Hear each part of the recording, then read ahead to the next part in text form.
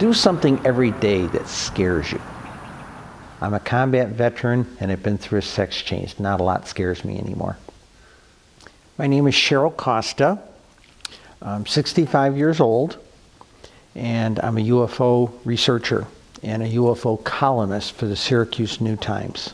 I knew early on in my life that something was seriously wrong, and why I was identifying like a little girl. All my boyfriends were climbing trees. Of course, I climbed trees too, but I certainly had different motivations than they did. So I knew I wasn't going to have the resources of a family to help me with my transition at some time in my adult life. I went into the service to get technical skills, that type of thing that would lead to a high-tech job of some sort.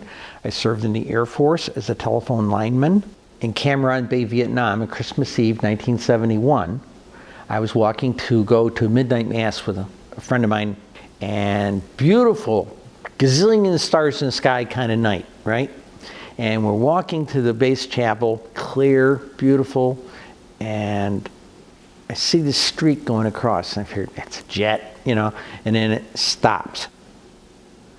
And my friend looked at that and saw that too, and he said, that thing stopped. I said, yeah, I know. And it started dancing around, and then it took off like a shot. And neither one of us had our mind on midnight mass, needless to say. I saw my first UFO when I was 12 years old with my parents. And there was a silver ball parked out there in the sky. And I give you an idea, look at your fingernail at arm's length. That's how big it was. And it just sat there like a rock for 25, 30 minutes. And I'm crawled up in the back window of the Chevy Impala looking at this thing, and when it decided to go, it was gone. Changed my life.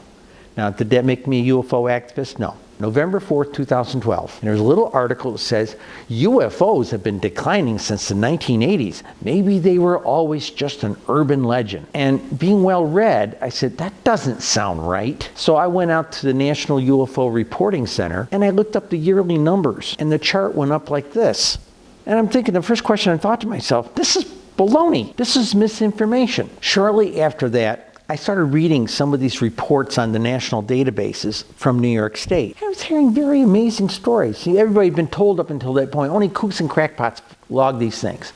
And I found it was mostly people who saw something amazing and wanted to tell the story and say, God, this is what I saw. I didn't believe in this stuff until I saw this thing. So I went to a couple of editors in 2013 and pitched the idea of doing a weekly UFO column for New York State. And I got thrown out of a couple of offices, laughed out of a couple of offices. Finally, I found an editor at the Syracuse New Times, and he said, let's try this. So we tried it for a month. He calls me in. I figured he was going to take me off. He says, no, we're not taking you down. You're doing better than all the rest of the columnists combined. In those days, I'd get 3,000 page views a month. These days, I get 3,000 page views a day. So I've got a very hot column. I got to the point where I had to have something to write about. It's just a column every week, and that's a grind. So I started adding up numbers for parts of New York State. And I figured out very quickly in the UFO community, after I went to a couple of conventions, that nobody was doing statistics.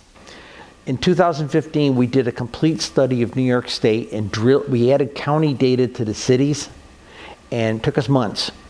And it was around 4,000 sightings in those days. And we said, okay, we found all this really cool stuff. All the researchers in New York State, I shared the information for New York State with, and they said, we didn't know that. Secrets of the universe are in those numbers and charts and graphs. Nobody had ever done this before. And we gave a resolution of down to the county data for the entire United States, over 3,000 counties. And that's when the New York Times took a view. People are seeing UFOs everywhere, and this book proves it. It's written by Ralph Blumenthal, and they explained in here that we did the numbers with our book. We did the science. We took the time to crunch the numbers and make some sense of it all. Philosophy of life: think like a Jedi Knight. Just be one with the Force. Because the Force is bigger than any of the symbols, any of the scriptures, anything like that. It's bigger than anything. Okay? Be one with the Force. And may the Force be with